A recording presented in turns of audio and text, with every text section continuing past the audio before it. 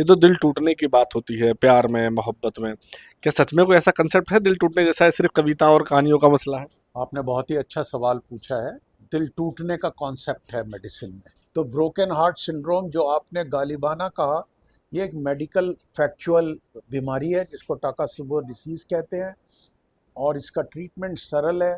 तो एक तो ये चीज़ है, कम्युनिटी को ये समझना पड़ेगा, डॉक्टर्स भगवान का रूप नहीं है। हम लोग एक ऐसे देश में रहते हैं जहाँ डेथ के बॉडी उतनी ही इम्पॉर्टेंट होती है फैमिली के लिए जितनी डेथ से पहले। जी। मोहम्मद गालिब के का एक बहुत शानदार शेर है कि मेरी किस्मत में गम अगर इतना था, दिल भी यार अब कई दिए होते।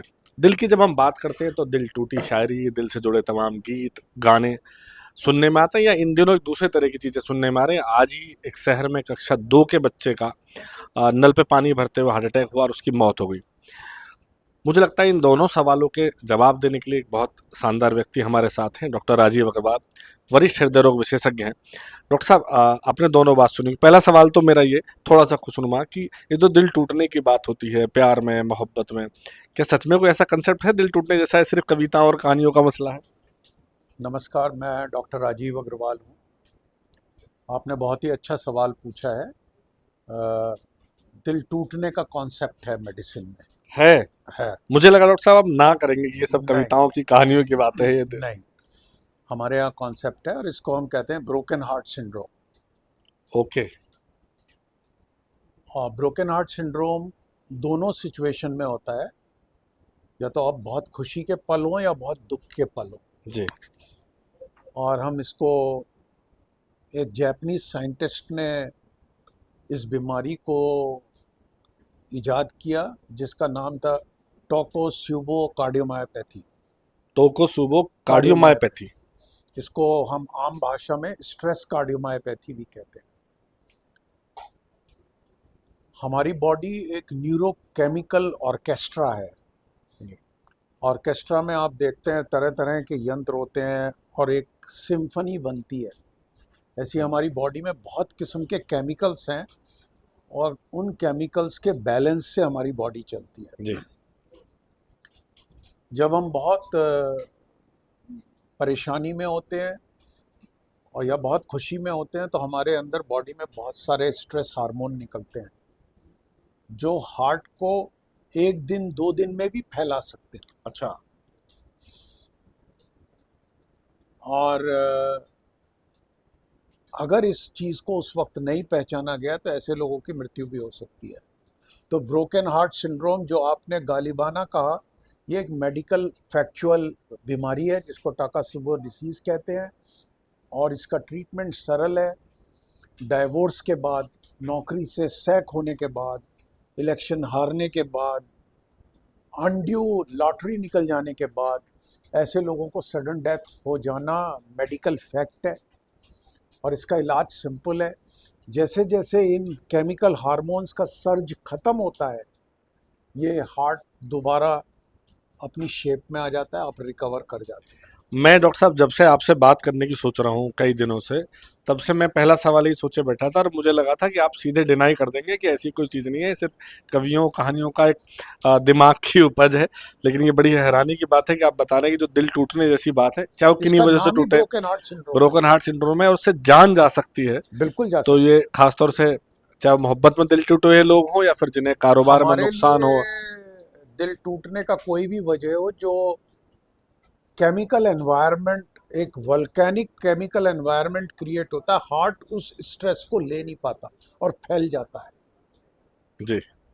और जैसे जैसे ये आपका स्ट्रेस खत्म होगा, वो हार्ट अपनी शेप में आ जाता है। कुछ लोगों का वापस भी नहीं आता, कुछ लोगों का वापस नहीं आता, रिकवरी नहीं होती। रिकवरी नहीं। दूसरा सवाल जो डॉक्टर साहब मैंने अभी कहा था, पिछले दिनों कुछ ज़्यादा ही ऐसी घटना आ रही हैं। अब उम्र की कोई सीमाएं नहीं बची। 12 साल के बच्चे, 8 साल के बच्चे, 20 साल जिम में दौड़ लगाते हुए, बैडमिंटन खेलते हुए तमाम लोग की जान हार्ट अटैक से चली जा रही है। ये अचानक हुआ है ऐसा कुछ, या ये पहले भी हो रहा था, अभी सिर्फ खबरों में आने लगा तो इस वजह से ऐसा हो रहा देखिए, इस किस्म का डेफिनेट अपसर्ज है, हम भी एज ए डॉक्टर फील करते हैं। अभी हमारे एक मित्र, वरिष्ठ हृदय रोग विशेषज्ञ संजय गांधी पीजीआई के कंसल्टेंट 45 साल के होंगे, उनकी सडन डेथ हो गई। आज ही हुई है संभवतः आज डॉक्टर साहब। आज ही बड़ा चर्चा में है सोशल मीडिया पे कि हाँ, जो हृदय रोग विशेषज्ञ हैं और बहुत उम्र भी नहीं थी, आपने 45 साल बताया, 45 उनकी साल खुद ही कार्डियक अरेस्ट से डेथ हो गई। तो एक तो ये चीज़ है, कम्युनिटी को ये समझना पड़ेगा, डॉक्टर्स भगवान का रूप नहीं है। वो भी उसी तरह बीमारियों से ग्रस्त होते हैं जैसे और कम्युनिटी होती है। ऐसे संख्या डेफिनेटली बहुत बढ़ी है। बिना किसी चीज़ को कोरिलेट करते हुए मैं कहूँगा ये पोस्ट कोविड एरा में डेफिनेटली अपसर्ज हुआ है। इसको सब क्लिनिकल वायरल इन्फेक्शन, वैक्सीन, लोगों को क्लिनिकल वायरल इन्फेक्शन, कोई भी चीज़ हो सकती है या कुछ भी नहीं हो सकता है। जब आप कम्युनिटी हमसे सवाल पूछती है तो अब आपको हमें पजल सॉल्व करने की अपॉर्चुनिटी देनी चाहिए। हम लोग एक ऐसे देश में रहते हैं जहां डेथ के बॉडी उतनी ही इम्पॉर्टेंट होती है फैमिली के लिए जितनी डेथ से पहले। जी। अनफॉर्चुनेटली गवर्नमेंट की तरफ से अभी तक ऐसा कोई डायरेक्टिव, प्लानिंग, ऑडिट नहीं ऑर्डर हुआ कि हम इनका पोस्टमार्टम ना करें तो वर्चुअल पोस्टमार्टम तो कर दें। वर्चुअल पोस्टमार्टम होता है डॉक्टर साहब? वर्चुअल पोस्टमार्टम का मतलब है कि 10 एक्सपर्ट मिलके 50 सवाल बना लें हम्म। और वो उस फैमिली से एक आदमी पूछे कि कोई बीमारी थी, इनको वैक्सीन लगी थी, इनको बुखार आया था।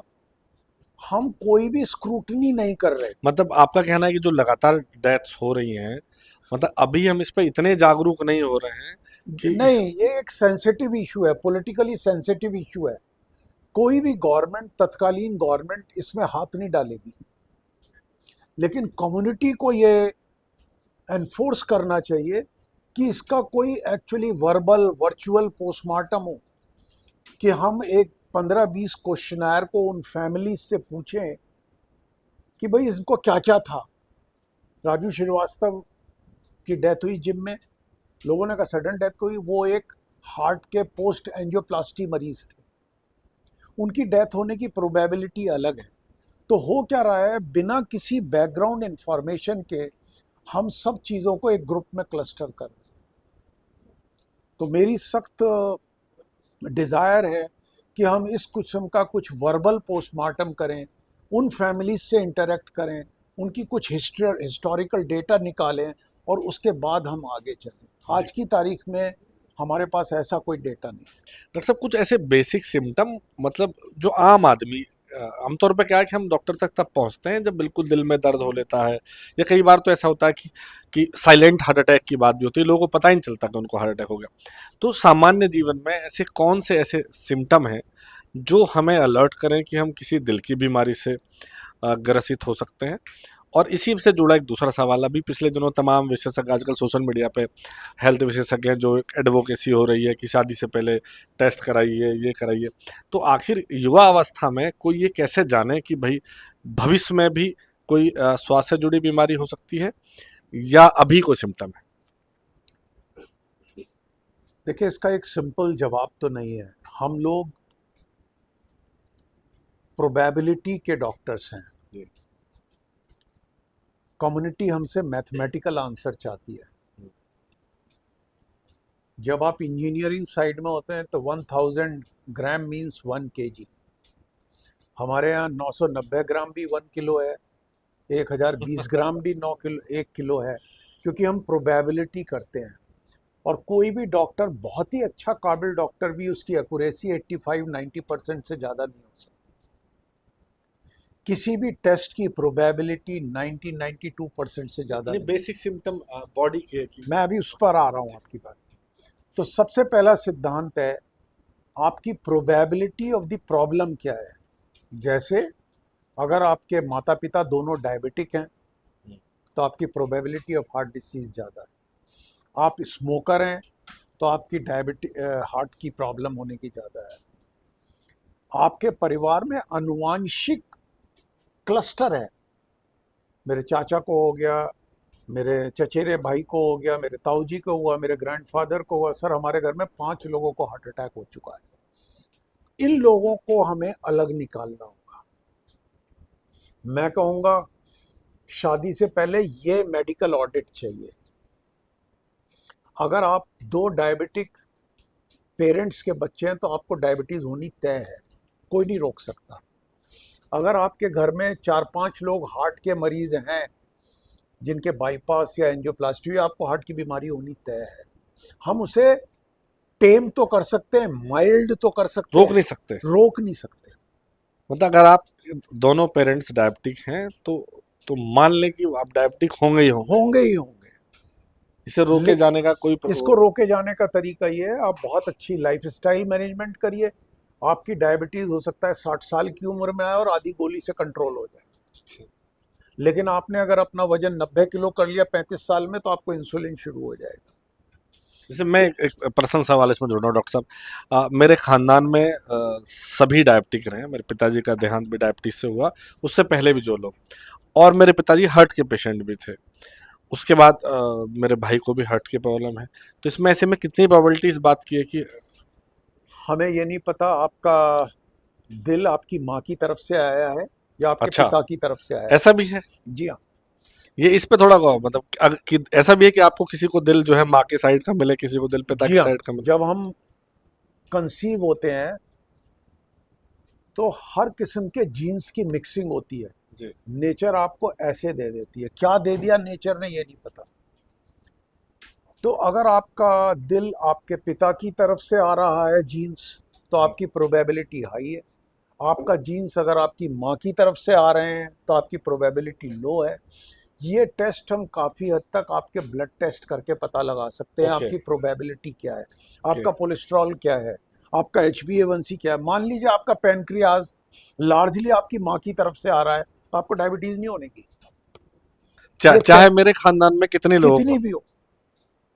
तो इसको मैं डॉक्टर साहब एक थोड़ा सा, मैं फिर हालांकि चूंकि पर्सनल एग्जांपल से बात करूं, इसका एग्जांपल जो आप कह रहे हैं मैं कोरिलेट ऐसे कर रहा हूं कि मेरे बड़े भाई को डायबिटीज नहीं है, मुझे डायबिटीज नहीं है, और हमारे परिवार में जो मेरे बीच वाले भाई हैं जिनकी जो बहुत हेल्दी भी है और जिनमें जो बाकी दुर्व्यसन है वो एक भी नहीं है, पर वो महज 32 साल की उम्र से डायबिटिक है। मैंने इट बताया मीन्स ना। मान लें कि उनका उनका जो पेनक्रियाज है वो पिताजी की साइड से आया होगा, बिल्कुल और बिल्कुल। शायद संभवतः हमारा जो है वो। आपको जैसे 100% जीन है तो 80% आपकी माँ की तरफ से आ गए, 20% आ गए। आपको डायबिटीज अभी नहीं हो सकता, 60 साल पे हो, हल्की हो।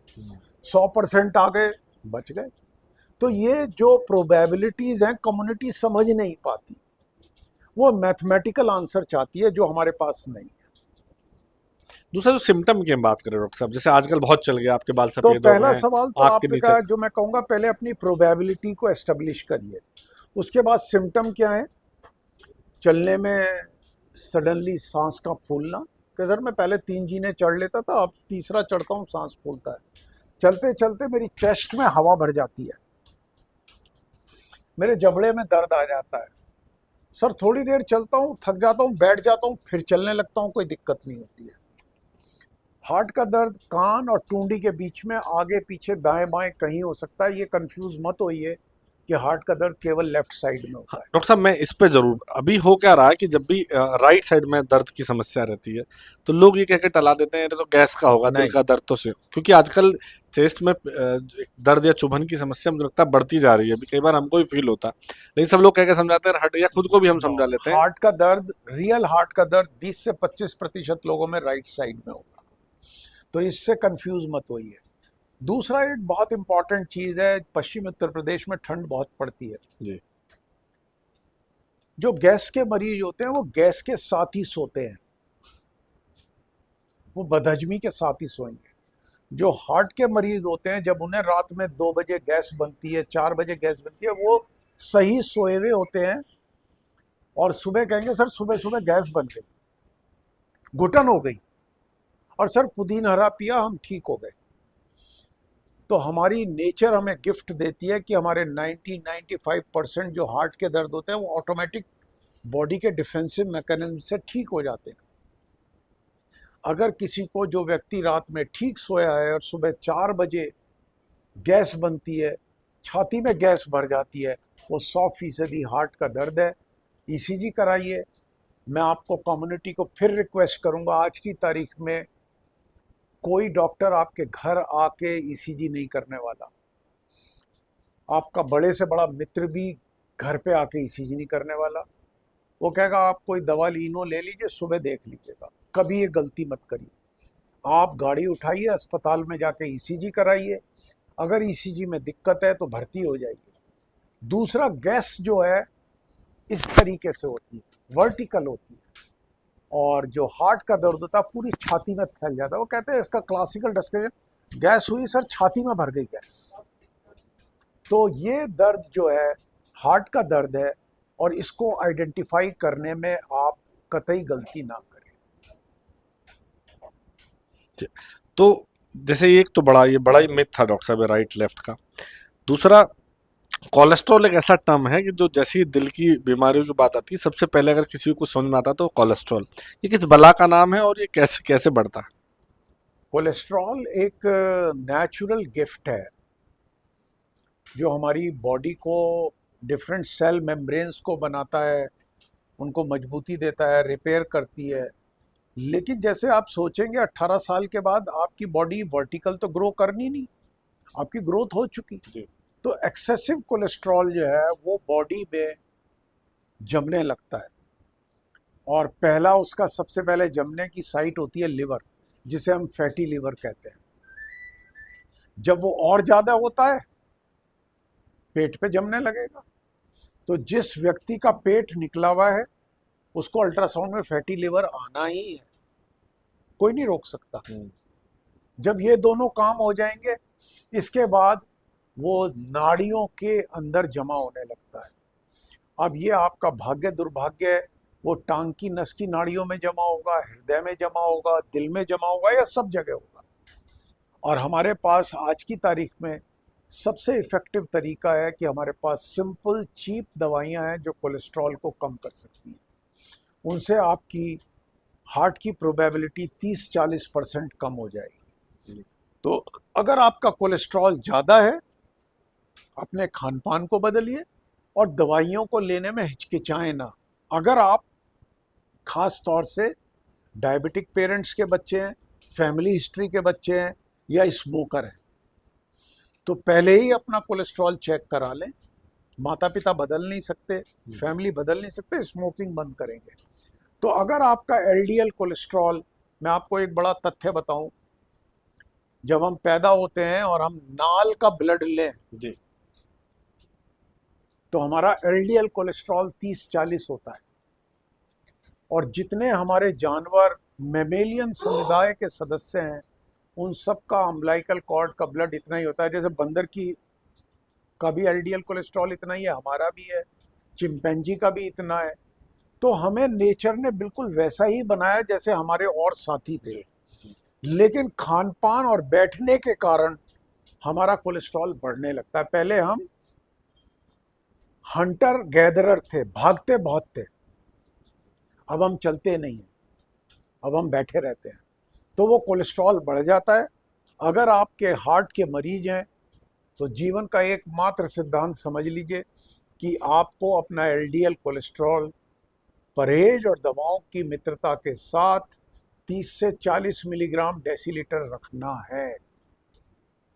मैं कई बार कह चुका हूँ कि इसका डाक टिकट जारी होना चाहिए, इसका स्लोगन कॉमन मैन को होना चाहिए। आज हमारे हार्ट अटैक के, बाईपास के, एंजियोप्लास्टी के मरीज हमारे पास फिर दोबारा आते हैं क्योंकि उनके एलडीएल कोलेस्ट्रॉल की देखभाल नहीं। डॉक्टर साहब, मैं थोड़ा सा पिछले सवाल पर, तो आपने बोला कि जो लोग गैस के साथ सो जाते हैं, सुबह उठते हैं, आमतौर पे जो चलन हो गया सभी का कि सुबह उठ के एक गोली गैस की खा लेते हैं, तो क्या रात को गोली खानी चाहिए गैस की? मैं आपसे गैस के इलाज और गैस की दवा के बारे में नहीं कह रहा हूँ। मैं ये कह रहा हूँ कि अगर किसी व्यक्ति को रात में जो सही सोया है और वो रात में 3 घंटे 4 घंटे बाद उठता है कि मेरे को सुबह 4 बजे गैस बन गई है, वो व्यक्ति हार्ट का मरीज है, गैस का मरीज है। मैं अब आपकी बात थोड़ी ज़्यादा समझ में, यानी कि उसका हालांकि दोनों का बहुत ज़्यादा उससे आपस लेना में अलग अलग चीज़ चीज़ है। हम गैस के इलाज की बात हाँ, नहीं कर जी, रहे हैं कि गोली जी, कब खानी, जी, हम कह जी। रहे हैं जो व्यक्ति ठीक सोया है और 4-5 बजे दिसंबर की रात में उठ गया कि मेरे को गैस बन रही है, वो हार्ट का मरीज है, गैस का नहीं। खास तौर से क्या इसका मौसम से भी कोई लेना देना है डॉक्टर साहब? सर्दी आ रही है, मैंने ये सर्दी समस्या जो में कंजेशन की सर्दी सर्दियों में। में सर्दी में हार्ट अटैक की समस्या मैनी टाइम्स बढ़ जाती है, क्योंकि हमारे एनवायरनमेंट में आप किसी भी लेवल के व्यक्तियों हीटिंग सिस्टम्स नहीं है, तो हमारा ब्लड ठंड के एक्सपोजर से चिपचिपा ज़्यादा हो जाता है, नसें सिकुड़ जाती हैं। जैसे आप कुछ भी कर रहे हो, सांस तो हवा से ही लेंगे, ठंडी हवा, तो हमारे फेफड़े 4 फुटबॉल फील्ड के बराबर है। तो आप जब ठंडी सांस लेते हैं तो वहाँ ब्लड का टेम्परेचर हवा के कांटेक्ट में आने से कम हो जाता है, आपकी नसें सिकुड़ जाती हैं, और नसें सिकुड़ जाने से मॉर्निंग में प्लेटलेट्स चिपचिपी हो जाती हैं और क्लॉट बन जाता है। इसीलिए हार्ट अटैक और फालिस के लक्षण जाड़े के दिनों में रात के 3-4 बजे से लेकर सुबह 9 बजे तक। यानी कि इसमें एक मोटा मोटी बात है, अगर जो हम सिम्टम्स की बात कर रहे हैं, जो आपने कहा ना कि जो गैस का दर्द जिसे हम मान लेते हैं वो ऐसे होता है, और चेस्ट हार्ट का पेन जो है दर्द वो होता और है ऐसे होता है, और खास तौर से वो भी सर्दियों में आने वाले दिनों में, सर्दियों और में। सुबह 4 से सुबह 7-8 सात के बीच हो, तो ईसीजी ज़्यादा बेहतर ज़्यादा है, इस पर इस अस्पताल बात के भागिए। आपको अस्पताल में। कोई डॉक्टर, आपका मित्र फोन नहीं उठाने का, कोई आपसे बात नहीं करने का, और वो आपसे यही कहेगा कि आप सो जाओ। लेकिन ये आपकी कॉल है, आप नियरेस्ट अस्पताल में जाके ईसीजी कराएं। जी डॉक्टर साहब, वर्ल्ड हेल्थ हार्ट डे है, तो उसकी थीम भी है, आपने अपने जिक्र किया था। तो जो हेल्दी लाइफ के पैटर्न्स हैं वो क्या हैं, और कैसे हम अ, आप समझ रहे हैं कि इन दिनों जो स्ट्रेस वर्क वर्क क्या कहते हैं, लाइफ मैनेजमेंट इसको बोले हैं, वो अलग तरह का है, कॉर्पोरेट्स में जॉब लोग कर रहे हैं। खासतौर से मैं एक सवाल आपसे अलग में ही पूछूंगा कि जो रात को कम सोने वाले लोग हैं, जो एमएनसीज में काम कर रहे हैं, हम जैसे मीडिया के लोग भी रात में देर से सोते हैं, तो वो, अब ऐसा तो है नहीं जो आपने कहा कि हम बदल देंगे इसको, लेकिन वो रिस्क मैनेजमेंट कैसे करें, इस पे मैं ज़रूर बात करूँगा डॉक्टर साहब। देखिए, हमें हेल्दी हैप्पी हार्ट के जो 9 मैट्रिक्स हैं उनके बारे में जानना होगा। जी।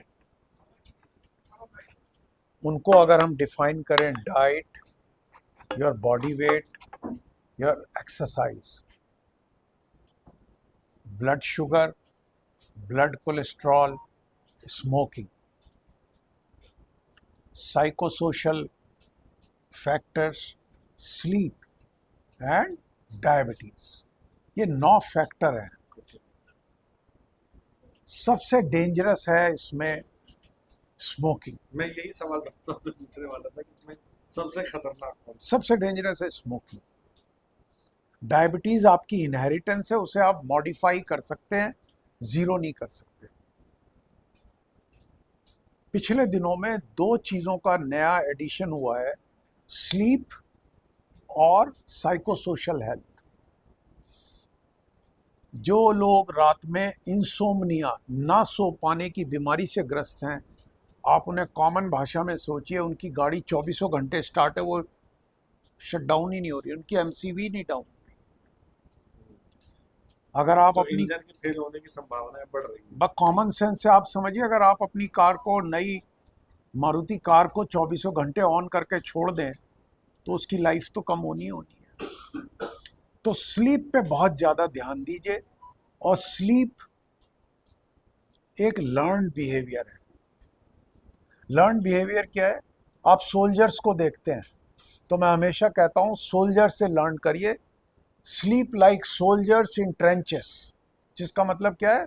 सोल्जर को पता है कि अगला बम का गोला सब खत्म हो जाएंगे, लेकिन तब भी वहाँ वो बर्थडे सेलिब्रेट करते हैं, खाना खाते हैं, सोते हैं, परिवार को चिट्ठी लिखते हैं, एंजॉय करते हैं, क्योंकि वो उस माहौल में अनसर्टेनिटी में भी एक सर्टेन लेवल ऑफ पॉजिटिविटी से रहते हैं। तो लाइफ में सबसे ज़्यादा इंपॉर्टेंट चीज़ है, जितने ग्रेट हीरोज हुए हैं, अलेक्जेंडर द ग्रेट, उसको कहते हैं कि घोड़े पे सोता था। तो आपको ये एक एटीट्यूड डेवलप करना पड़ेगा स्ट्रेस के साथ रहने को। एक तो लोग कहते हैं हमारी लाइफ में स्ट्रेस बहुत है, तो मैं उनसे पूछता हूँ, ऐसा कोई व्यक्ति बताइए जिसके काम में स्ट्रेस ना हो। नंबर 2, मैं हमेशा हर व्यक्ति को कहता हूं कि क्या आप दुनिया में जो काम कर रहे हैं अकेले व्यक्ति हैं, आपके जैसे लाखों व्यक्ति हैं। जैसे मुझसे कोई कहता है मैं बहुत हार्ड वर्क कर रहा हूं, तो मैं उसको कहता हूं ऐसे 1 लाख डॉक्टर काम कर रहे हैं। जी। मैं अपने माइंड को कभी स्ट्रेस का खाना नहीं देता हूं। इसको थोड़ा एलोबरेट कीजिए डॉक्टर, क्योंकि हर आदमी को आजकल एक समस्या सी मैं है कि कभी मैं भी बड़ा। अपने काम को ये नहीं मानता कि मैं एक बहुत स्पेशल डिफिकल्ट काम कर रहा हूं। मैं हमेशा ये मानता हूं मेरे जैसे हजारों डॉक्टर इसी तरीके से काम कर रहे हैं।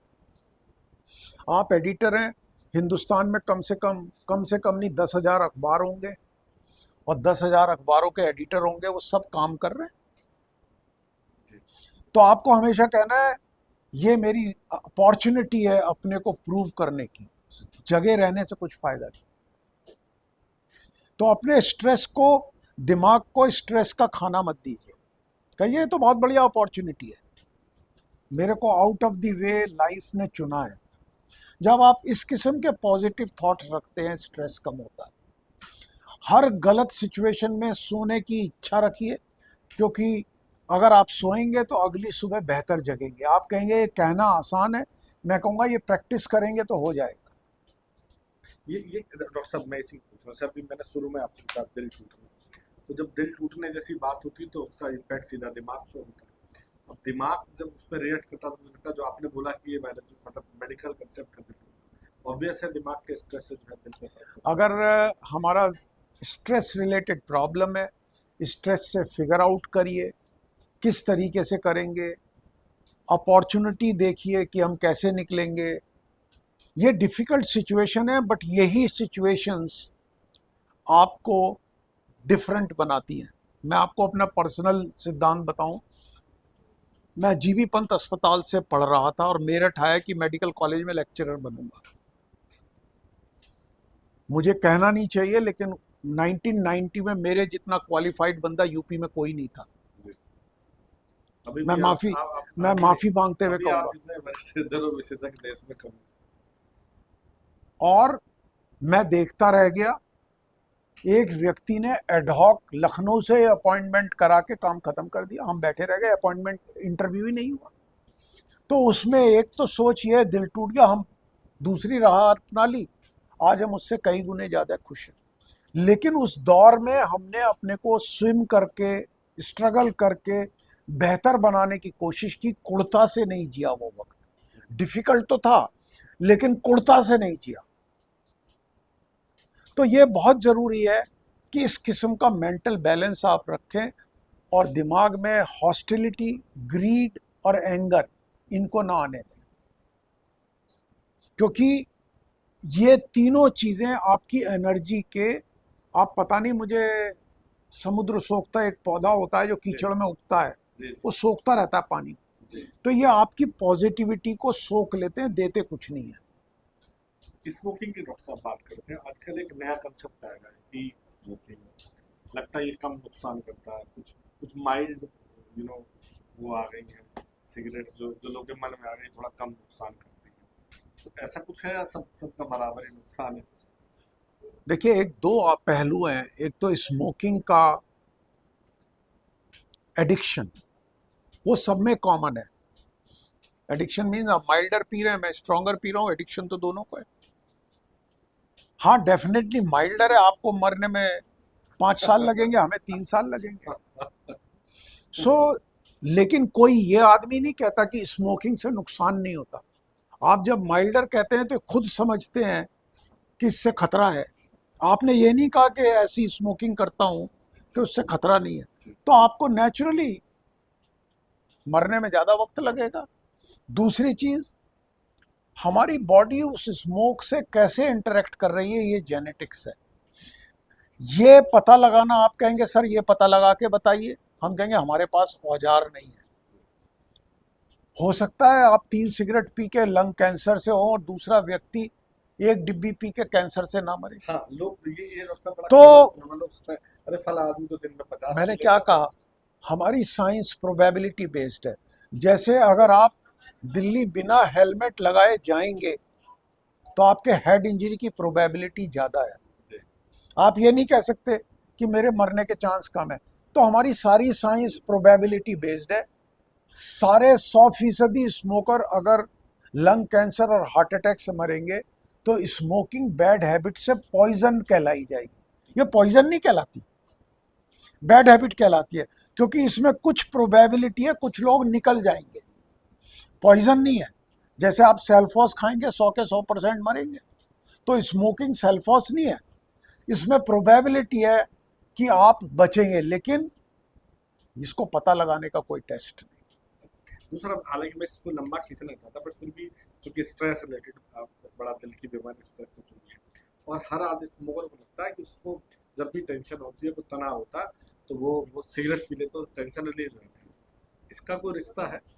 कोई रिश्ता नहीं है, कोई रिश्ता नहीं है। ये आपने एक लर्न बिहेवियर है। आप जिस कंपनी में रहे हैं उस कंपनी में आपने इस बिहेवियर को देखा है कि मेरे बॉस को जब टेंशन होता तो वो स्मोकिंग करता था। ओके। मेरा साथी जो था, जब स्मोकिंग होती थी तो वो ड्रिंक करता था, जब बॉस डांटता था तो वो ड्रिंक करता था। तो ये हम अपनी कम्युनिटी से करते हैं। जैसे आज की तारीख में अगर आप डॉक्टर्स को लेंगे तो 95% doctors are non smokers, they don't smoke.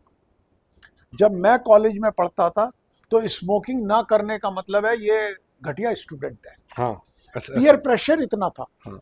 हमारे सर्जन कुलीग्स 50% स्मोक करते थे कि स्मोकिंग करने का मतलब सर्जन हूँ स्मोक करूँगा, ये क्या करेंगे। लेकिन ये धीरे धीरे मेडिकल कम्युनिटी ने अपना बिहेवियर चेंज किया और आज डॉक्टर्स में आपको स्मोकर्स बहुत बहुत कम मिलेंगे। दूसरा डॉक्टर साहब, जब हम हेल्दी हैबिट्स की बात करें तो खाने में ऐसा क्या है जिसका सख्त परहेज हो या जीभ पे कंट्रोल जैसी चीज़ें हैं, और कौन सी ऐसे गुड फूड्स हैं, मतलब जो दिल के लिए या ओवरऑल बॉडी के लिए भी जो रूटीन में हम लोग अवॉइड करते हैं, वो क्या है? देखिए, दूसरा एक चीज़ अभी मैं आपसे जोड़ूँ, अभी हम थोड़ी देर पहले बात कर रहे थे, आपने एक एग्जाम्पल दिया था बड़ा अच्छा कि हम घर में चटनी बनाते हैं तो वो 2-3 दिन चलती है, और बाकी जो प्रिजर्वेटिव सॉस है तो 6 महीने रखी। 6 महीने रहती है। तो इसका भी अंतर जो है ज़रा लोगों को बताइए डॉक्टर साहब। देखिए, मैं बड़ा रिलीजियसली बोलूं तो मेरे को तो ये पता है ऋषियों का खाना क्या होता है, कंदमूल फल, जिसका मेडिकल ट्रांसलेशन है फ्रूट्स एंड वेजिटेबल। जितने आप फ्रूट्स एंड वेजिटेबल खाएंगे उतना आप हेल्दी रहेंगे। जितने आप कलरफुल फूड खाएंगे उतना उसमें एंटीऑक्सीडेंट ज़्यादा होते हैं। जैसे काला पालक हरे पालक से बेहतर है, जैसे टमाटर मूली से बेहतर है, अच्छा, जैसे चुकंदर गाजर से बेहतर है। तो जितना डार्क कलर का फूड होगा, जैसे अनार मौसमी से बेहतर है, जितना डार्क कलर का यानी कि फूड जब होगा। जब जब खरीदारी करने जाएं, सब्जी खरीदने जाएं, फल खरीदने जाएं, तो इस बात का जरूर ध्यान कलर का रखें ध्यान कि रखें। कलर का ध्यान रखें। काली गाजर पहाड़ी गाजर से बेहतर है। जैसे आपकी शर्ट जो है मेरी शर्ट से थोड़ी ज्यादा बेहतर लग रही है कि डार्क कलर है उसका। जी एंटीऑक्सीडेंट भी है। जी जी जी डॉक्टर साहब। सो हमेशा डार्क कलर फूड्स खाएं। जैसे मैंने बताया, काला पालक, काली गाजर, हम्म, अनार, हम्म, काला, जितनी डार्क कलर की सब्जी होगी जी वो उतनी ही रिच इन एंटीऑक्सीडेंट्स होगी। दूसरा, जैसे हमारे एक परंपरा है जाड़े में साग खाने की, इससे ज़्यादा हेल्दी चीज़ कोई नहीं हो सकती, लेकिन कल्चरली हमने इससे सबसे ज़्यादा अनहेल्दी बना दिया। मैं इसमें डॉक्टर साहब आपको एक बात टोकूं, जब हम लोग गांव में हमारा बचपन पूरा गुजरा है, तो सर्दियों में उगता जाना सब समझते हैं कि उगता जाते थे कि आज घर में साग ना बने, वरना तो सुबह का खाना मक्के की रोटी और साग ये इतना कॉमन था कि जब तक सर्दियां चलेंगी, जब तक सरसों खेत में रहेगी तो रोज ही बनेगा। लेकिन अब ऐसा हो गया है कि अब महीने 2 महीने में कहना पड़ता है कि आज हमको गांव जाके साग बनवाना है। तो जो जो हमारी फूड हैबिट्स बदली हैं, इसका कितना इम्पैक्ट है? फूड हैबिट्स का बदलना बहुत नेगेटिव है, और फूड हैबिट्स हमको सब डेवलप वर्ल्ड एनफोर्स कर रहा है। आज मेरे पास जितनी भी माएँ अपने बच्चों को लेके आती हैं दिखाने, बच्चों को दिखाने नहीं, खुद को दिखाने, अपने पति को दिखाने या सास ससुर को दिखाने, उन सब बच्चों के हाथ में चिप्स का पैकेट होता है। जी। उन्हें लगता है बच्चे को चुप करने का ये सबसे सरल माध्यम है, जी। उसके हाथ में चिप्स का पैकेट होगा या किसी कोल्ड ड्रिंक का पॉली पैक होगा और एक हाथ में मोबाइल होगा। जी। तो ये सबसे अनहेल्दी हैबिट है। हमने एक सर्वे किया था बहुत पहले, डॉक्टर्स की फैमिली के, करीबन 200 डॉक्टर्स की फैमिली के बच्चे हमने ढूंढे और उसमें पता पड़ा 30% बच्चे टिफिन लेके ही नहीं जाते, डॉक्टर्स की फैमिली में। डॉक्टर्स की फैमिली, जबकि घर में काम करने का किचन में पूरा सिस्टम मौजूद है। उनकी माएँ उन्हें 100 रुपये 200 रुपये देती है, कैंटीन में बर्गर और वो खा लियो। जब ये बच्चे 30 साल के होंगे, 35 साल के होंगे, इनके बीपी बढ़ेंगे, हम उनसे कहेंगे बर्गर मत खाना, अब लौकी की सब्जी खाना। तो कहते हैं ये लौकी की सब्जी क्या होती है, एंड दे हैव कन्फ्लिक्ट। तो सभी पेरेंट्स की जिम्मेदारी है, यंग पेरेंट्स जो हैं, कि वो ट्रेडिशनल फूड्स को अपने बच्चों को सिखाएं, खिलाएं। यानी कि जो टिफिन है बच्चों का स्कूल का, उसको रिच कर दें और चेंज तो इमिडिएटली कर दें अगर आपके हिसाब से। बिल्कुल कर दें, बिकॉज माएँ घी की सब्जी बनाना नहीं चाहती। उनको लगता है अब सैटरडे संडे है, पिज़्ज़ा मंगा लीजिए एक फैमिली साइज, जी। और पिज़्ज़ा खा रहे हैं। अब उस बच्चे से आप 40 साल की उम्र में जब उसे डायबिटीज़ हो जाएगी, उससे कहे पिज़्ज़ा नहीं खाना है, और मानेगा ही नहीं, वो अनहैप्पी हो जाता है। तो इसलिए फूड के जो हमारे ट्रेडिशनल फूड्स हैं, यंग पेरेंट्स की जिम्मेदारी है उन्हें खुद खाएं और बच्चों को खिलाएं। जैसे हमारी पसंदीदा सब्जी होती थी जब हम छोटे थे, करेला, भिंडी। आज के बच्चे वो उनके नाम क्या, मतलब टेस्ट ही नहीं करने क्यों। जी। डॉक्टर साहब, अभी फूड हैबिट्स की बात कर रहे थे, बदल गई है। हम सब लोग बाहर रहते हैं दो तरह से, एक तो नींद वाला भी, खासतौर से उन लोगों के लिए जो रात भर की नौकरियां सॉफ्टवेयर कंपनीज में करते हैं, विदेशों के उस प्रोसेस में है, रात भर जगह रहते हैं, जो आपने नींद की बात कही। और दूसरा फूड हैबिट्स की, स्ट्रीट फूड का चलन हिंदुस्तान में, देश में फूड ब्लॉगर्स की बढ़ती संख्या से आप देख सकते हैं ये बहुत बढ़ रहा है। तो इसमें मना तो खैर किसी को क्या करें, कौन बनेगा, पर किन चीज़ों पर कंट्रोल करें जिससे कि दिल थोड़ा जवान रहे, तरोताज़ा रहे। देखिए, आपका बहुत अच्छा सवाल है, और मैं एक कॉन्सेप्ट की बात करूंगा। जब हम ऑयल को रिपीटेडली बॉईल करते हैं तो ऑयल का केमिकल स्ट्रक्चर बदल जाता है जी। और उसमें ट्रांस फैटी एसिड बन जाते हैं। अगर सबसे ज़्यादा कोई नुकसानदायक चीज़ है कोलेस्ट्रॉल से भी ज़्यादा, तो जी। ट्रांस फैटी एसिड है। जी।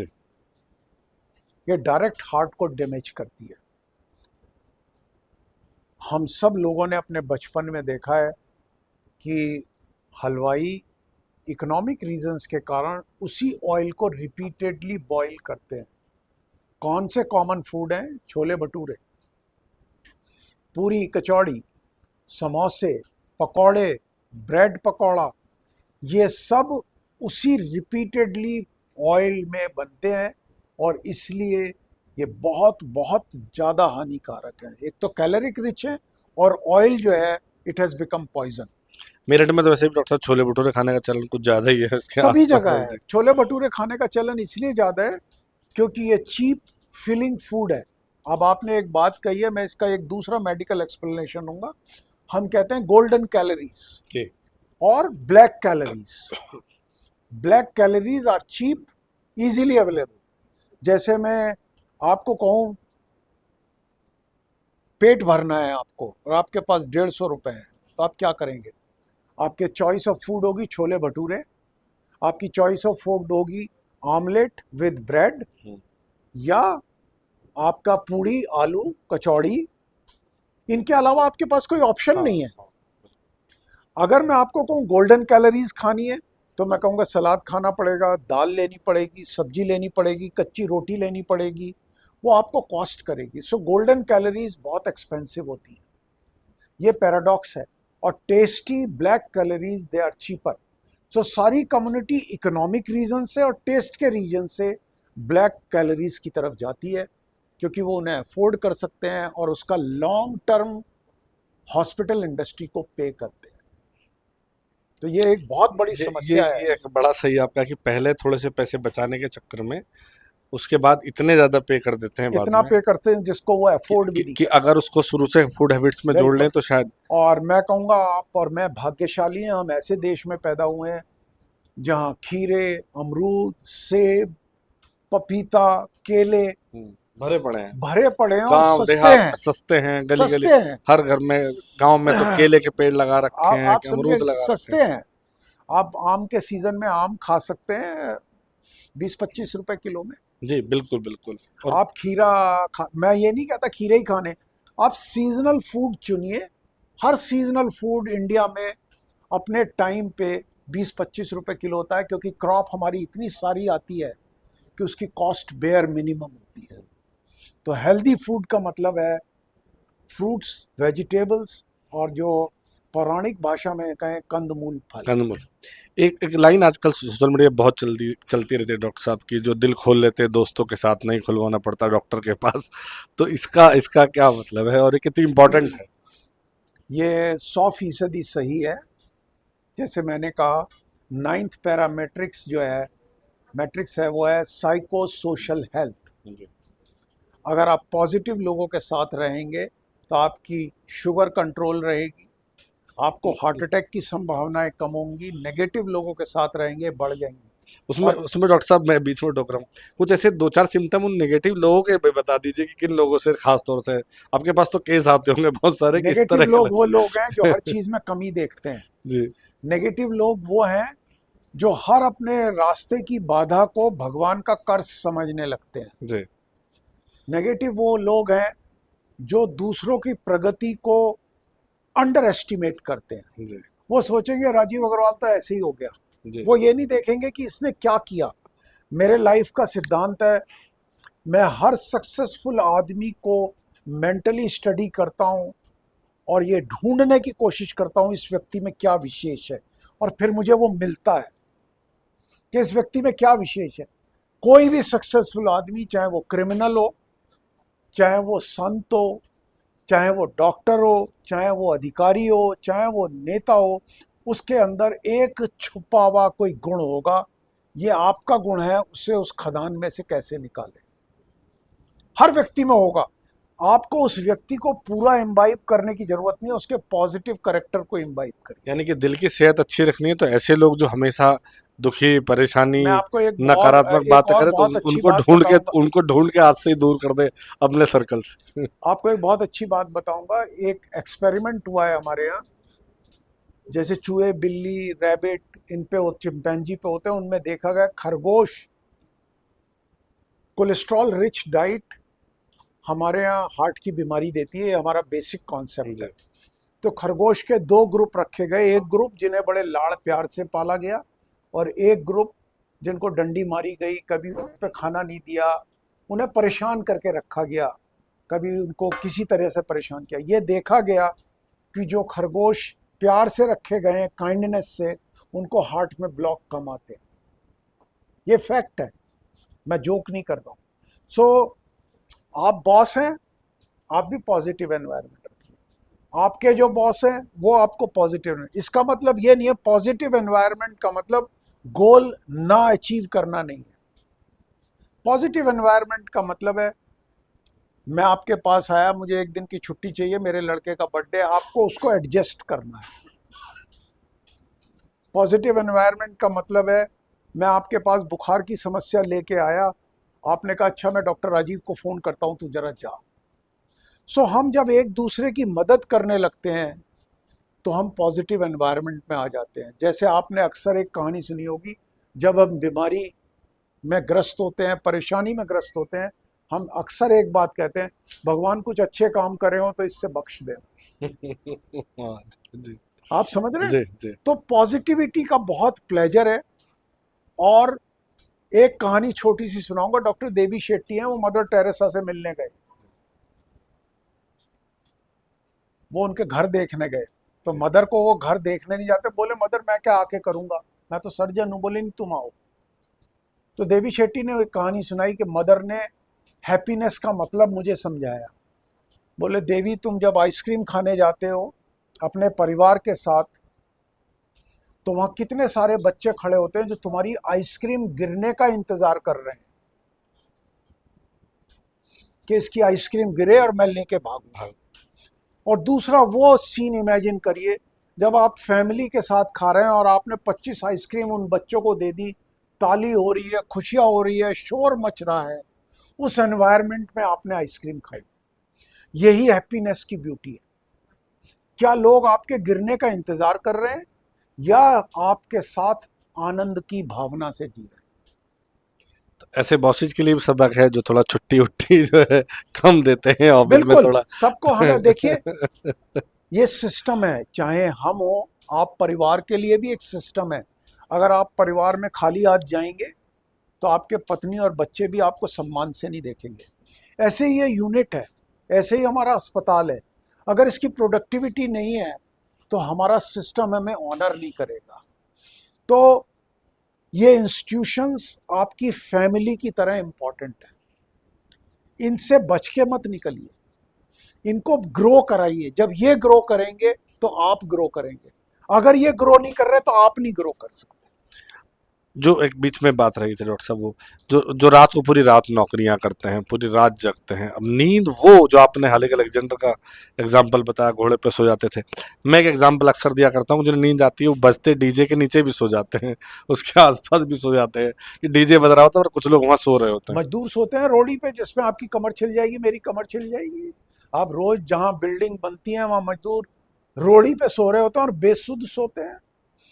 तो उन लोगों के लिए क्या टिप्स है, वो बेचारे क्या करें जो रात भर किसी शिफ्ट में काम। हमारी बॉडी कंफ्यूज हो जाती है हम्म, कभी दिन और रात से। अगर आप रात में काम कर रहे हैं 3 महीने हम्म, और दिन में सो रहे हैं, बॉडी उस सिस्टम को एडजस्ट कर लेती ओके। है।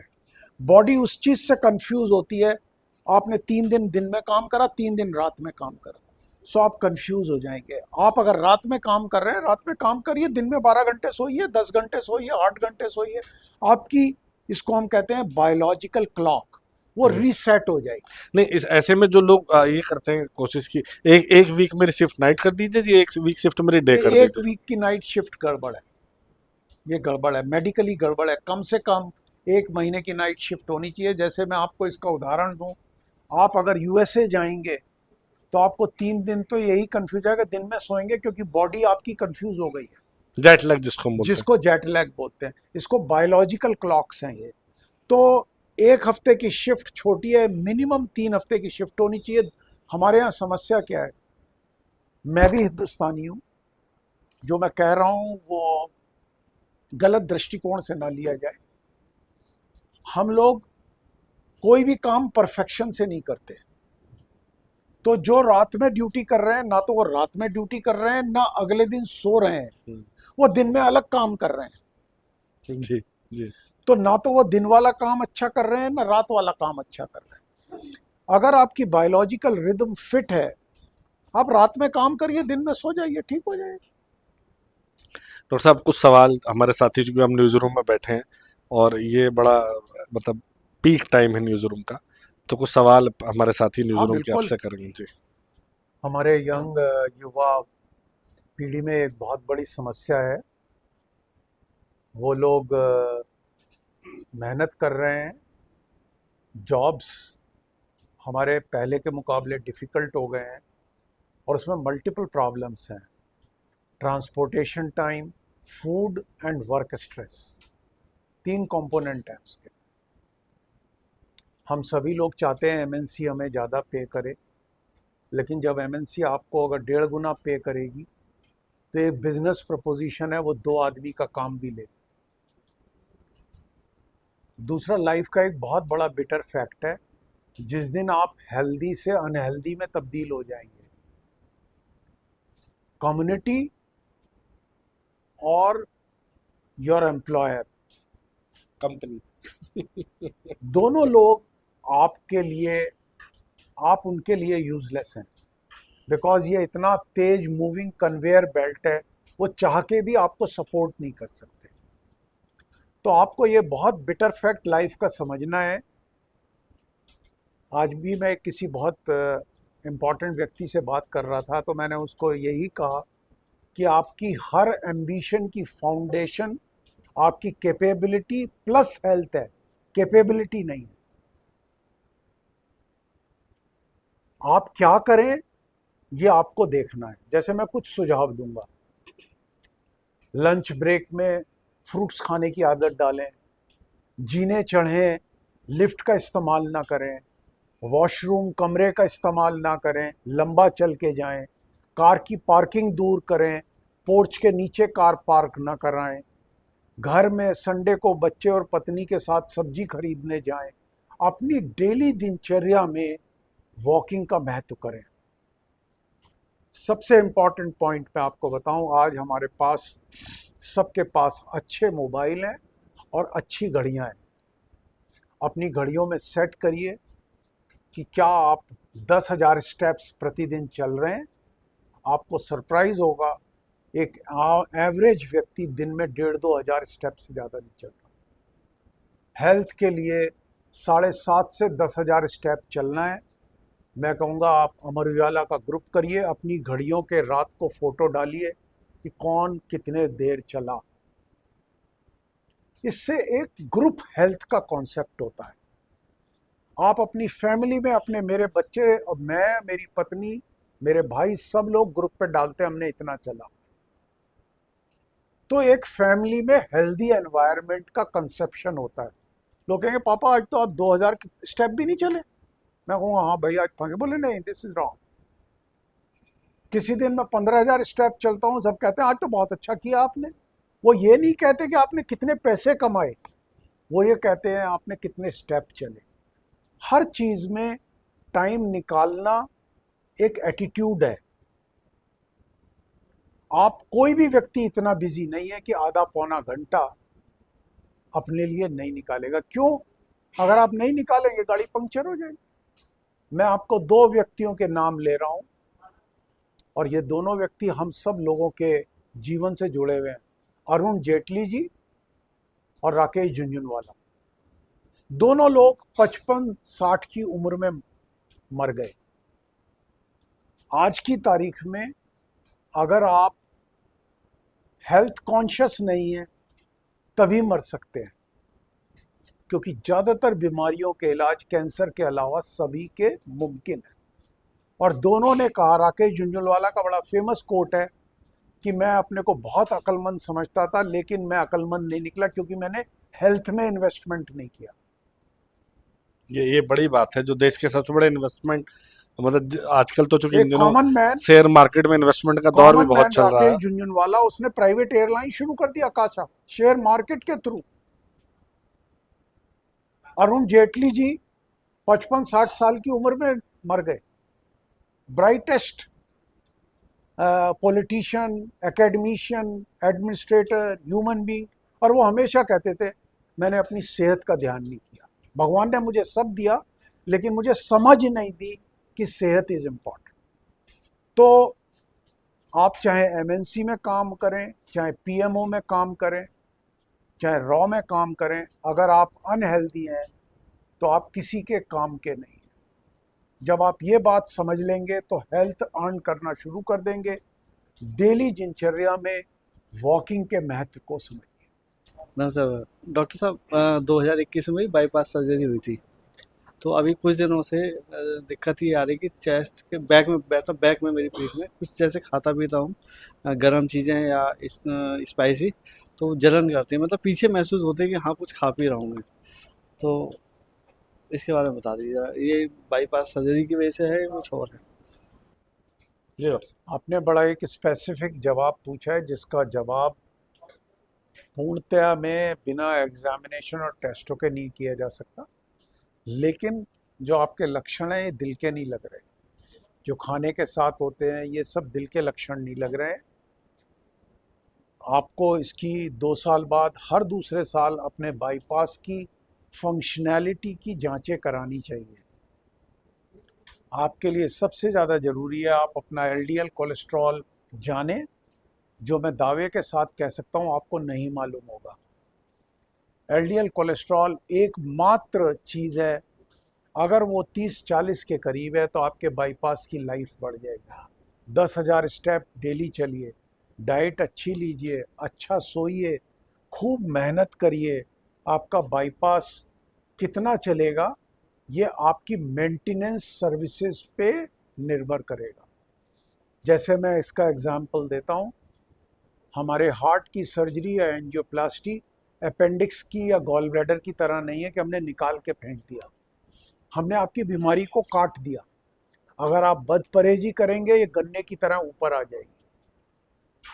हमारे ज़्यादातर मरीज ये डॉक्टर साहब मैं टोक रहा हूँ, ऐसा लगता है कि एक बार अगर बाईपास होगी तो ऐसा लगता है अब तो मतलब एक तरह से कंप्लीट इलाज दिल की बीमारी का होगा। कंप्लीट इलाज हो गया आज की तारीख में, लेकिन कंप्लीट इलाज लाइफ लॉन्ग नहीं हुआ। हमारे ज़्यादातर लाइफ में लोग, मैं अक्सर कहता हूँ, आप अपनी गाड़ी की सर्विस तो 5,000 किलोमीटर के बाद कराते हैं, लेकिन आप अपनी सर्विस 5 महीने बाद नहीं कराते। हमारे यहाँ ब्रेकडाउन सर्विस कराने का कॉन्सेप्ट है, मेंटेनेंस सर्विस कराने का कॉन्सेप्ट नहीं। ये डॉक्टर साहब तो क्या एक सलाह ये भी दे दे कि एटलीस्ट गाड़ी की सर्विस से ही अपनी सर्विस को जोड़ लें, बहुत अच्छी बात है, कि जब 6 महीने में जो 6 महीने का टाइम पीरियड रहता है 6 महीने में गाड़ी की सर्विस को भेजें, अपनी भी सर्विस तो कराएं। अपनी भी सर्विस के लिए डॉक्टर के पास चले जाएं, कुछ टेस्ट करा लें, कुछ और हमारे यहाँ चूंकि सभी लोगों को पैसे खुद जेब से खर्च करने होते हैं, तो वो सही टेस्टों को जब वो इन्वेस्टिगेट करते हैं, अपने को सही टेस्टों को वो ये महसूस करते हैं कि उनके पैसे बेकार हो गए। ये मेडिकल करप्शन है। वो ये खुश नहीं होते हम आज सही निकल के आ गए। उसके कारण वो रूटीन टेस्टिंग में वो इंटरेस्टेड नहीं रहते। मैं इसको दूसरी तरह भी एक्सप्लेन करूंगा। हम और आपने दोनों ने मारुति कार खरीदी, आपकी 20 साल चली, मेरी 5 साल। कंपनी ने दोनों को एक कार दी, कंपनी को नहीं पता था किसको कौन सी मिलेगी। मैंने मेंटेनेंस नहीं की, आपने मेंटेनेंस की। सो बाईपास सर्जरी, एंजियोप्लास्टी, ये सब मेंटेनेंस सर्विस वाले बीमारियां हैं। ये वन टाइम ट्रीटमेंट नहीं है, जैसे पित्त की थैली का वन टाइम ट्रीटमेंट। मेरा नाम गौरव त्यागी है। कभी कभी मुझे दिल घबराता है, एकदम ऐसा लगता है कि कुछ सांस सी रुक गई। ज़्यादातर लिफ्ट में जब एंटर करता हूँ तब होता है मेरे साथ ऐसा, और कभी कभी ऐसे खड़ा हूँ रिलैक्स तब भी हो जाता है कभी कभी। मैंने अपने चेकअप कराए थे, मुझे ईसीजी कराया था मैंने, तो उसमें सब नॉर्मल था। आपके लक्षण बहुत कॉमन लक्षण है। जो कम्युनिटी हमारे पास आती है वो इस किस्म के लक्षण बताती है। ये लक्षण प्योर एंजाइटी के हैं, ये लक्षण हार्ट के नहीं हैं। कई बार कुछ लोगों में बीमारियां होती हैं जिनको हम कहते हैं टैकीकार्डिया, जिसमें हार्ट की रफ्तार एकदम बढ़ जाती है।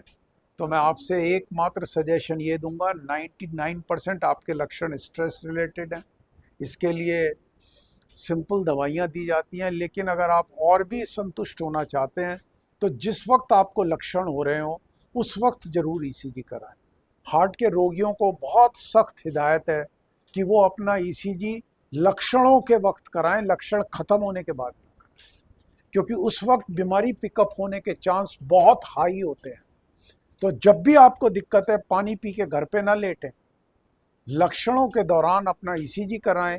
अगर वो ईसीजी उस वक्त नॉर्मल है तो ये बहुत बड़ा टेस्ट आपके फेवर में है और अगेंस्ट द डिसीज है। आपके लक्षण ज़्यादातर एंजाइटी के लगते हैं, जिसका इलाज सिंपल स्ट्रेस कम करने की दवाइयाँ हैं, जो सिंपल दवाइयाँ हैं। ये हार्ट के लक्षण नहीं लगते। डॉक्टर साहब इन दिनों बस अब इसे वाइंड करें, लेकिन हाई ब्लड प्रेशर की समस्या मतलब हर किसी को जिसको लगता है हाई बीपी की बात करता है। हमारे एक साथी को भी कुछ दिनों पहले नाक से खून आने लगा और तमाम चेकअप हुए तो पता चला कि हाई बीपी है। तो ये जो हाई बीपी है, चूंकि इसका भी मुझे लगता है हार्ट की बीमारी से सीधा रिलेशनशिप होगा, इसको कंट्रोल कैसे करने का कोई या यही जो आपने स्टेप्स वगैरह बताइए।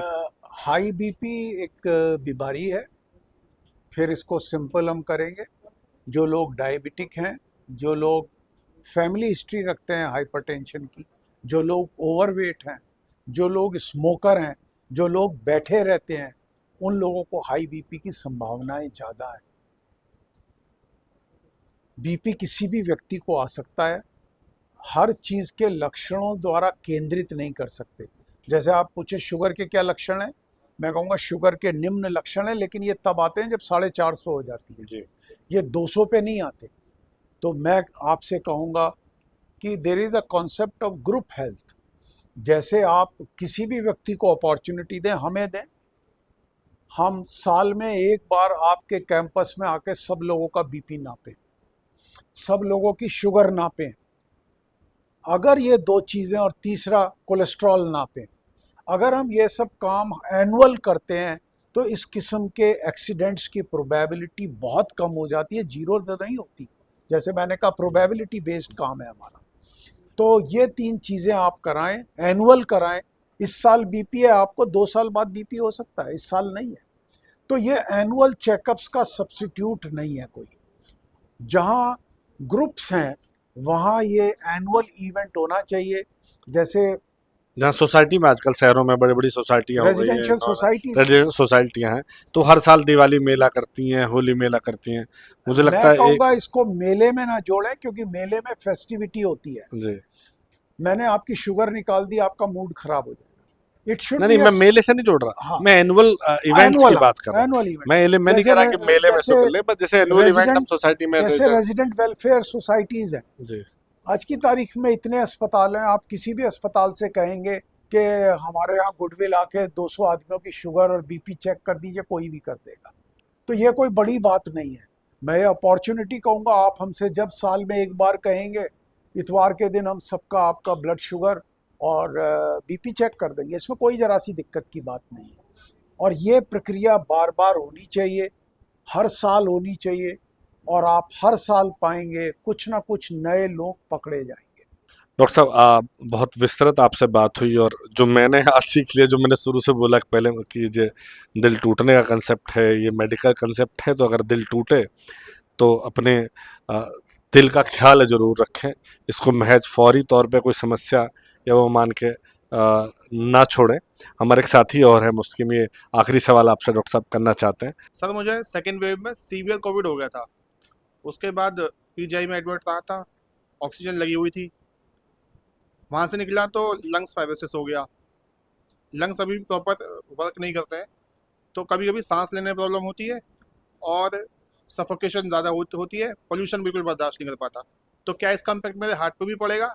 और एक सवाल इसके साथ और है कि मुझे क्रिकेट खेलने का बहुत शौक था, लेकिन जैसे सिद्धार्थ शुक्ला की डेथ ट्रेडमिल करते हुए हो गई, तो मुझे लगता है कि कहीं ऐसा कुछ तो ना हो कि मैं पिच पर दौड़ रहा हूँ वहीं कुछ हो जाए।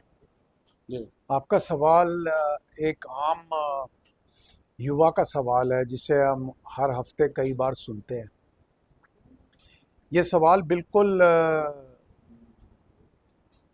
फैक्चुअली गलत नहीं है, इसमें बहुत तथ्य है। कोविड से आपको लंग फाइब्रोसिस हो गई है, ये सीवियरिटी इसकी कितनी है ये मैं नहीं देख सकता दूर से बात करते हुए, लेकिन मैं आपको बता सकता हूँ कि नेचर ने हमें 6 गुना ज़्यादा लंग दिया है जितना हमें ज़रूरत है। तो आप एक्सरसाइज से कंपनसेट कर सकते हैं। लंग फाइब्रोसिस हो जाने का मतलब नहीं है आपकी फिजिकल एक्टिविटी खत्म हो गई। कोविड एक वायरल इन्फेक्शन है, कोविड एक नई बीमारी है। डॉक्टरों को इसका जो ज्ञान है वो लर्निंग है। अभी हमें ये 50 साल बीमारी नहीं है, हमें नहीं पता कि लेट कोविड क्या होता है। जैसे आपने जैपनीज एनकेफेलाइटिस का नाम सुना है, ऐसी वायरस की टेंडेंसी होती है। जैसे आपने अचकन के बटन देखे होंगे, अचकन के बटन ऐसे करके चट से बंद हो जाते हैं, क्योंकि वो एक दूसरे के अपोजिट होते हैं, जिसको हम कहते हैं मेल पार्ट फीमेल पार्ट, ऐसे चिपक जाते हैं। ऐसी हर वायरस पे बॉडी पे चिपकने का एक पंजा होता है, एक क्लॉ होता है, एक फुटप्रिंट होता है। जैपनीज एनकेफेलाइटिस का वायरस ब्रेन की सेल पे चिपकता है, पेट पे नहीं चिपकता, और उन लोगों को मिर्गी के दौरे पड़ते हैं। कोविड वायरस लंग पे चिपकता है, ये तो हमें पता चल गया, लंग में दिक्कत आती है। कोविड वायरस बॉडी से क्लियरेंस होने के बाद क्या 2 साल बाद, 1 साल बाद हार्ट पे चिपकेगा, इसके बारे में हमें ज्ञान नहीं है। तो कोविड की बहुत सारी नेचुरल हिस्ट्री अभी लर्निंग फेज में है। मैं ये आपसे कहूँगा, एक्सरसाइज करें, अपना कोविड के बाद इको टेस्ट करा लें। कोविड से नसों में ब्लॉक नहीं आते, ये तय है। कोविड से हार्ट फैलने की प्रक्रिया होती है, ये देखा गया है। तो अगर आपका इको टेस्ट ठीक है, आपकी एक्सरसाइज कैपेसिटी ठीक है, तो आप बेखौफ होकर क्रिकेट हाँ, खेलें। मैं यही पूछना चाह रहा था कि क्रिकेट क्रिकेट खेलें। खेलें, बेखौफ होकर खेलें। मेरे इस तथ्य की सत्य होने की प्रामाणिकता 95-96% है। 100% डॉक्टर बात नहीं करते, क्योंकि हमें हर चीज़ का मैथमेटिक्स नहीं पता, हमें आपकी बॉडी की जेनेटिक्स नहीं पता। तो हम हर किसी भी सवाल का, आपके सवाल का नहीं, किसी भी सवाल का जवाब 100% नहीं दे सकते। जैसे आप पूछे मुझे आज डायबिटीज़ नहीं है, क्या मुझे भविष्य में डायबिटीज़ हो सकती है? मैं कहूँगा नहीं है, आपके माता पिता को 90-95% नहीं होगी, 100% नहीं बोल सकता। तो आज की तारीख में आप एक्सरसाइज करें, अपनी लंग की फाइब्रोसिस को फंक्शनली बेहतर बनाएं, अपना इको कराएं। अगर ये दोनों टेस्ट आपके ठीक हैं, बेखौफ होके आप अपना क्रिकेट खेलें। डॉक्टर साहब, एक आखिरी सवाल इसको, आजकल सोशल मीडिया पे फूड एडवाइजिंग बहुत हो गई है, हर कोई आदमी चैनल पे बोल दे रहा है ये खाएं, एआई की आवाज़ें बहुत सारे होंगे, आपके दिल की सेहत के लिए क्या ज़रूरी चीज़ें हैं टाइप से, तो इस पे कितना बिलीव करें? देखिए, जो फूड ब्लॉगर्स हैं, वो तरह तरह से कॉमन चीज़ों को ग्लैमराइज करके पेश करते हैं और उसको कमर्शियली अपने लिए वायबल बनाते हैं। मैं सैद्धांतिक रूप से आपको कहूँगा, fruits, vegetable, fibre, seasonal fruit, इन चीज़ों को आप खाएं, कम से कम उबालें। जैसे साग के परिप्रेक्ष्य में हम एक बात कहनी भूल गए थे कि हम साग को मार देते हैं, इतना पकाते हैं कि हम साग को मार देते हैं, हम डेड साग खाते हैं। तो इसी तरह semi cooked food, raw food, इस किस्म के खाने लें, वो हेल्दी खाने हैं। जैसे मैं कहूँगा केला खाएं, अमरूद खाएं, सेब खाएं, ककड़ी खाएं, खीरे खाएं, तरबूज खाएं, ये सब लोकल फ्रूट हैं। इन सब को सीज़न के दौरान खाइए। कोई उसकी कोई डिश बना के बताएगा, हम कहेंगे fibre is more important than the juice. संतरे की फांक या मौसमी की फांक खानी है तो उसकी स्किन के साथ खाइए, बाहर का पील करके। जूस अच्छा है, लेकिन जूस हमें नहीं चाहिए।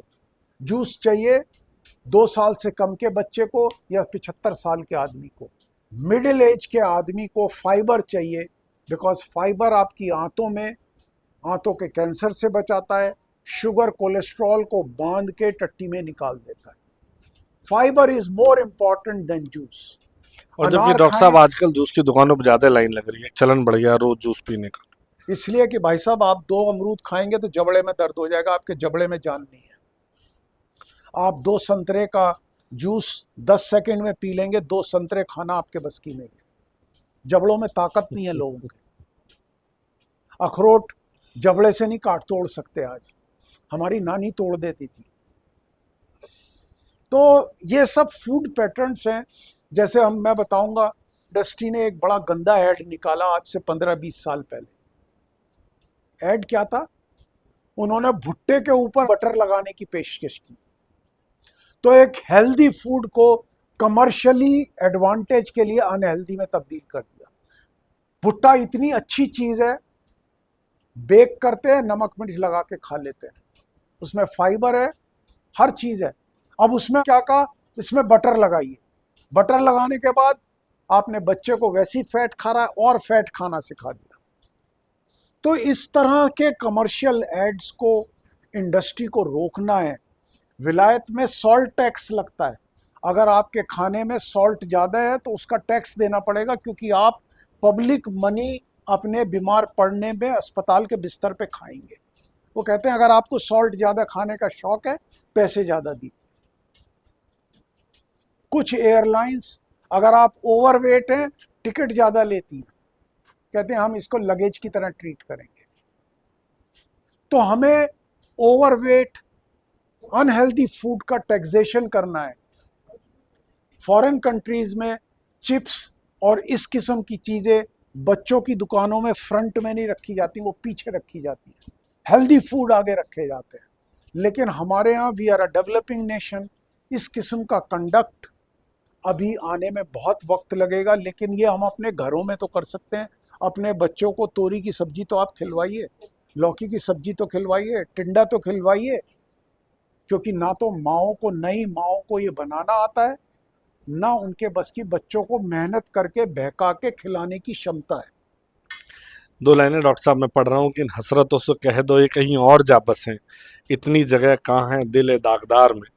जो आपकी बातें हैं उससे लगा कि जो जो जीभ की हसरतें हैं अगर उन्हें थोड़ा सा हम कंट्रोल करेंगे तो दिल की हसरत लंबे समय तक जमा और जिंदा रहेगी।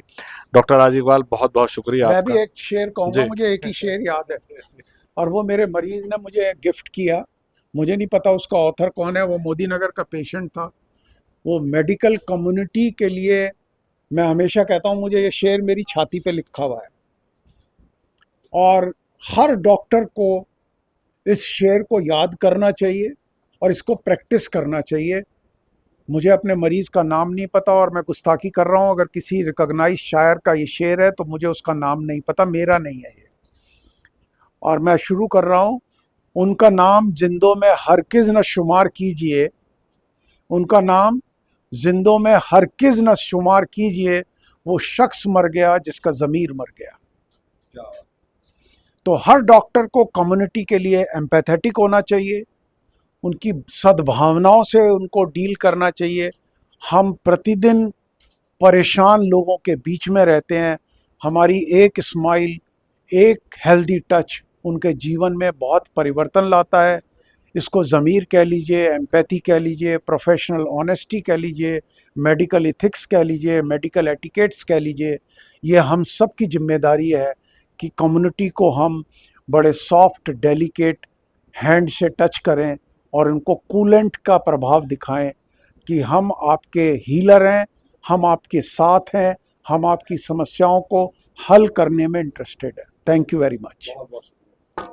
अगर आप ये वीडियो YouTube पर देख रहे हैं तो हमारे चैनल को सब्सक्राइब करें और बेल आइकन को दबाना ना भूलें। अगर आप Facebook पर ये वीडियो देख रहे हैं तो हमारे पेज को लाइक करें।